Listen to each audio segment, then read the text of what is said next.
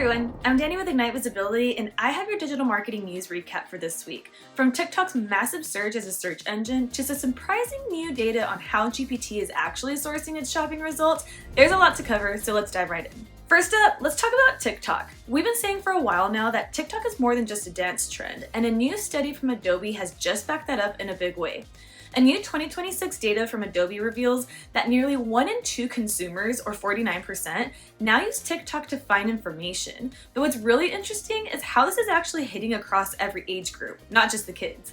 We're looking at 65% of Gen Z, no surprise there, 55% of millennials, 40% of Gen X, and even 12% of baby boomers are now searching on the app. Now, does this mean Google is dead? No, of course, not really.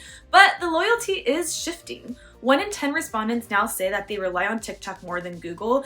And now keep an eye on AI because 14% said that they're now more likely to turn to ChatGPT than Google for their answers.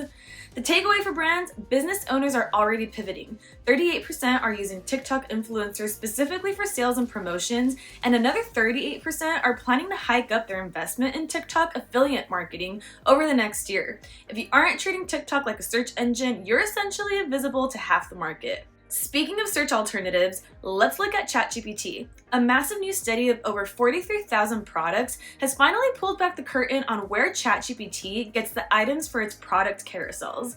Despite OpenAI's partnership with Microsoft, ChatGPT isn't really looking at Bing for shopping. 83% of the products in ChatGPT carousels are sourced directly from Google Shopping. The correlation is undeniable. 60% of the products ChatGPT recommends are from the top 10 organic results on Google Shopping. Essentially, if you want to show up in ChatGPT recommendations, you have to rank on the first page of Google Shopping. The takeaway here is that product retrieval and conversational search are two different systems. To win in AI commerce, your Google Shopping feed is still your most important asset. Staying on TikTok for a moment, it's been a rocky week for the app despite its recent good publicity around organic growth and increased search use. First, they've officially declined to implement end-to-end encryption for direct messages. While apps like WhatsApp and Signal use this as a standard, TikTok says they'll stick to standard encryption, meaning authorized employees can access DMs with permission. On top of that, TikTok US experienced its second major outage since the recent Oracle sale. Users are getting a bit frustrated as these technical hiccups become more frequent under the new infrastructure. If you're running time-sensitive campaigns, just keep an eye on that platform stability. Now let's pivot onto Google SEO. There's been a huge misconception that you have to be in the top 10 to show up in a Google AI overview. Well, new data from Ahrefs shows that 36.7% of citations in AI overviews don't even rank in the top 100 organic results. In fact, nearly 18% of those citations are coming from YouTube. The takeaway here is that Google is looking for the best answer, not just the highest ranking one. High quality, authoritative content, and especially video, can get you into that AI snapshot even if you aren't winning the traditional blue link battle yet. Yet another reason to make sure video is in your 2026 marketing strategy. There's a bit of a panic this week regarding a new Google patent. People were worried that Google was going to start auto-generating AI landing pages to replace brand websites. After a deep dive, we can breathe a sigh of relief though. The patent is actually focused on advertising. It's about creating a tailored ad experience like custom CTA buttons or product feeds to improve conversion rates. Google isn't trying to rewrite your content, they're just trying to make their ads more relevant to the user-specific journey. Next story for my media buyers out there, take note. Starting April 1st, 2026, Google is getting strict with the Ads API. If your developer token hasn't been used to upload customer match data in the last 180 days, it will be blocked. Google is pushing everyone towards the Data Manager API, which they say is more secure and offers more confidential matching. So make sure to check your API usage now. If you've been inactive for 6 months, your uploads will fail come April. Get with your dev team to migrate to the Data Manager API.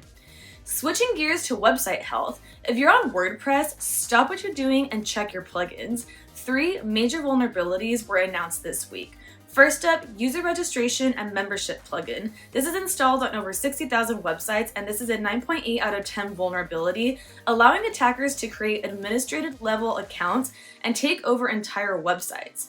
Page Builder by Site Origin is used on more than 500,000 websites, and this is an 8.8 out of 10 vulnerability. It requires the attacker to have contributor level access or higher, but once inside, they can upload files to the server. Late point calendar booking, this is an 8.8 out of 10 vulnerability, and it makes it possible for attackers to gain elevated privileges by linking a customer to an arbitrary user ID and then resetting that user's password. Update your plugins immediately. Website security isn't a set it and forget it thing. Now, if you're a fan of standard operating procedures, Google and Pinterest just gave us a mountain of homework. We saw a total flood of new best practice guides this week, and there are 3 big ones that you need to know about. First, Pinterest is changing how they want you to sell. They've released new shopping template tips that basically say, stop just showing us your inventory. They want you to design for ideas. Instead of a standard product shot, show how that product fits into a lifestyle. They're also pushing for scalable systems, meaning you should have a design that makes it easy to swap out branding or seasonal offers without starting from scratch. Next, Google is getting picky about your visuals. They updated their docs for both image SEO and Google Discover. The big takeaway? Stop being lazy with your thumbnails. Google explicitly says to avoid using generic logos in your schema. They want high-res, relevant images that actually represent the page.